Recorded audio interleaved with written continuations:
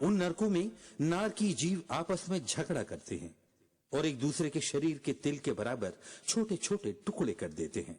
अत्यंत दुष्ट असुर कुमार जाति के देव उन नारकियों को आपस में लड़ा देते हैं। नरक में नारकी को इतनी प्यास लगती है कि वो सारे समुद्र का पानी पी जाए तो भी प्यास नहीं बुझती, और फिर भी उसे पानी की एक बूंद तक नहीं मिलती।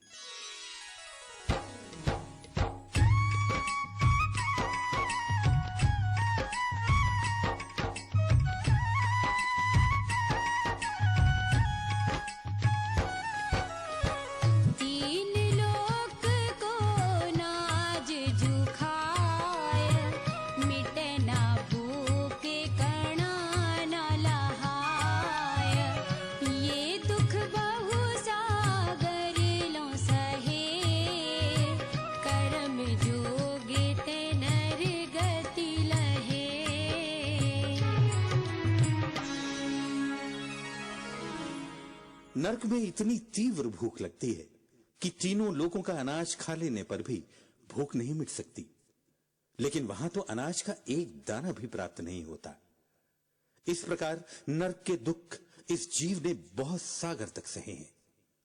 फिर किसी शुभ कर्म का संयोग मिलने पर वह मनुष्य गति प्राप्त करता है।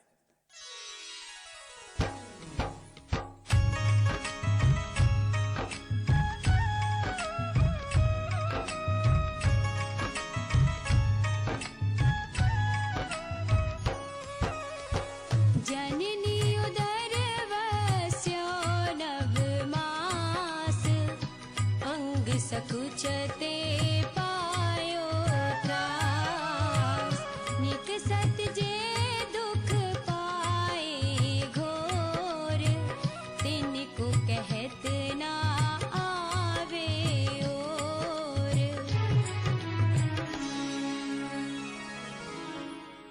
मनुष्य गति में भी बहुत दुख हैं।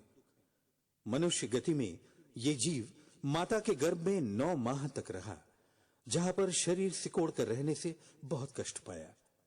इस जीव ने माता के गर्भ से बाहर निकलते समय जो भयानक कष्ट पाया है वह कहना असंभव है।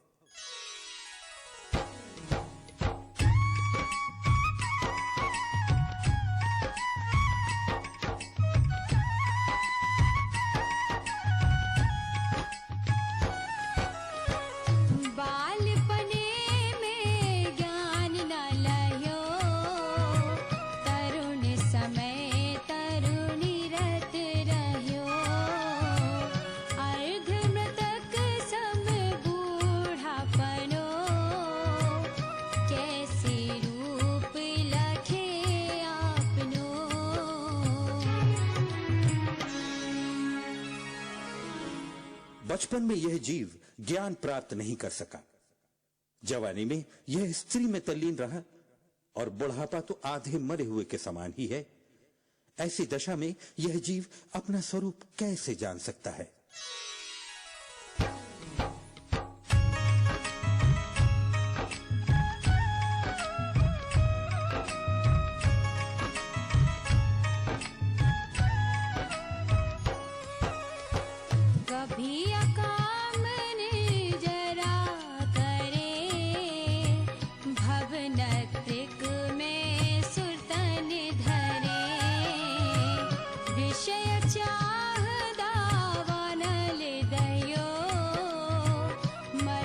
विलाप करत दुख सहयो।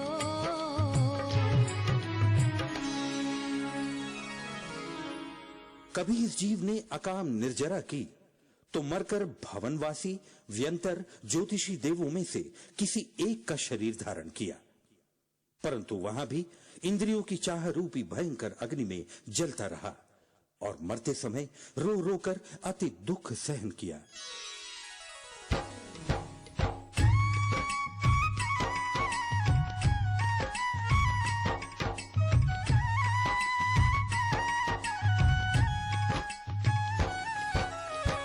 जो विमान वासी हूँ थाय, सम्यक दर्शन बिन दुख पाए, तहते चैथावर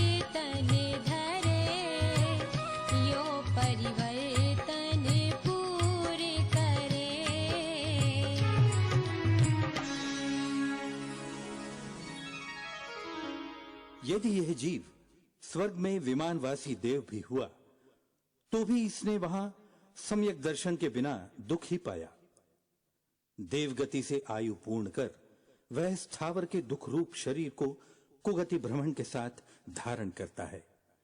इस प्रकार संसार में पंच परावर्तन पूरा कर रहा है।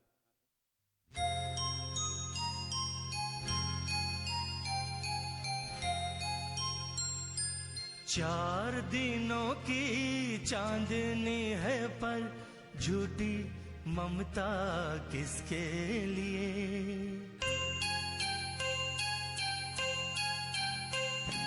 चार दिनों की चांदनी है पर झूठी ममता किसके लिए।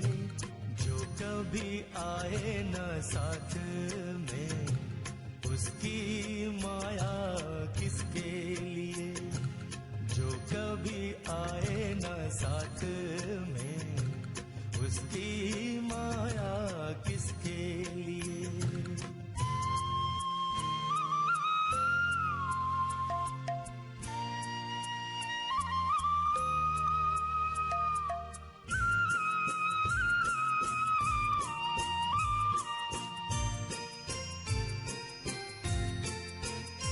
यह वैभव साथ में न आवे, प्यारे स्नेही भी न आवे।